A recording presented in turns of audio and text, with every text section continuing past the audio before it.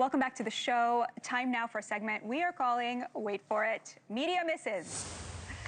A time in the show where we're going to take a look at some of the ways in which media, anchors, hosts, reporters, talking heads, you name it, took a swing and missed by a lot. Here with us now, Dr. Drew Pinsky, Chief Patient Officer at the Wellness Company, and Link Lauren, host of Spot On with Link Lauren and former Senior Advisor to RFK Jr. Thank you both so much for joining me.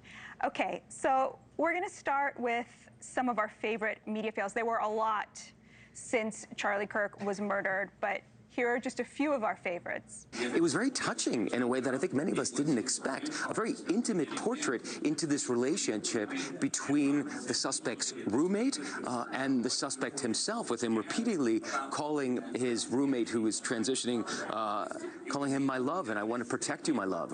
There are people who are trying to pigeonhole this as a leftist thing and a right thing, and what we're really talking about, hear me because I'm going to throw you when I say this, we're talking about a love-torn child, a kid. This is probably his first real relationship, and somebody was disparaging the person that he loved. And we don't have a motive yet. We don't know yet. We're waiting. Obviously, we've heard what the governor's had to say, what the FBI director said today. Come on, we don't have a motive yet. We know. We don't have a motive yet. What's happening with? Really, that's CNN's position. I mean, from law enforcement, he just happened Senator. to fire the gun in celebration.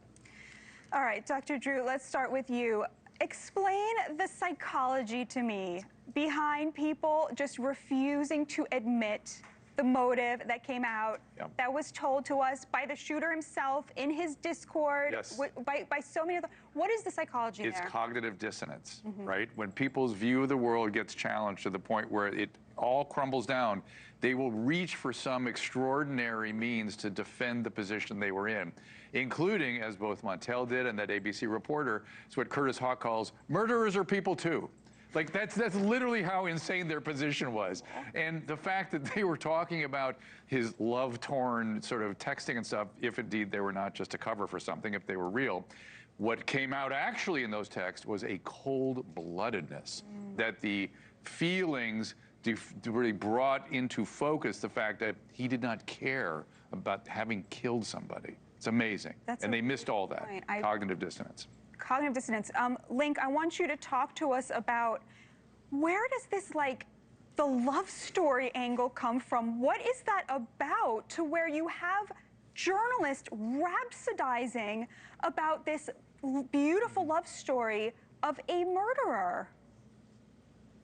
Well, it's great to be with you, Batya. I also have to congratulate you on your new show. I'm so excited for you. Don't know if anybody has said that yet. So thank you for having me and having all of us. You know, what's interesting, the mainstream media lost all of their credibility during the Biden administration because they told us Biden was quick and sharp and doing cartwheels in private, and we just couldn't see it for ourselves. So they already unmasked themselves as liars and frauds, and I think they don't want to cop to the fact that this guy is one of their own. We have sources on record saying he rejected his family's doctrine. He went far left. He went radical. He was in this sort of transgender furry cult on the internet. That's who Tyler Robinson was. And they don't want to admit he's one of their own because they spent years calling us Nazis, fascists, threats to democracy, and they have blood on their hands in their own way.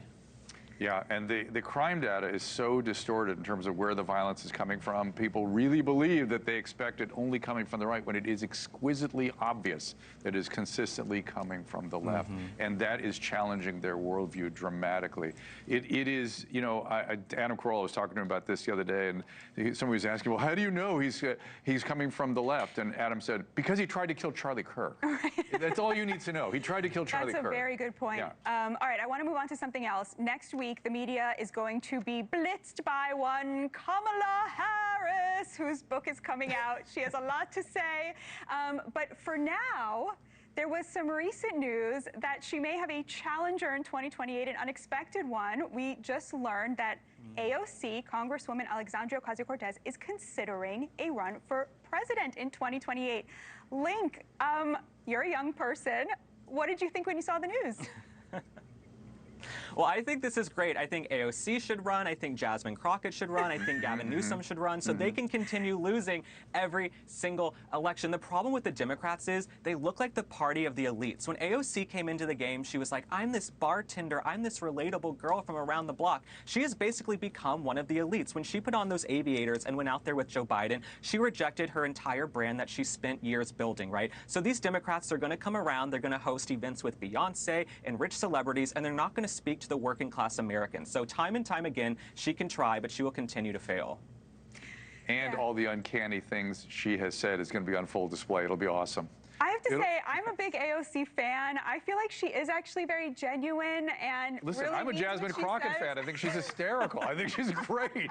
I like them. I like them both. I do not want them being president, but I'd love to see them in the circus that has become politics today. All right. Thank you both, Dr. Drew and Link Lauren, and we will see you soon.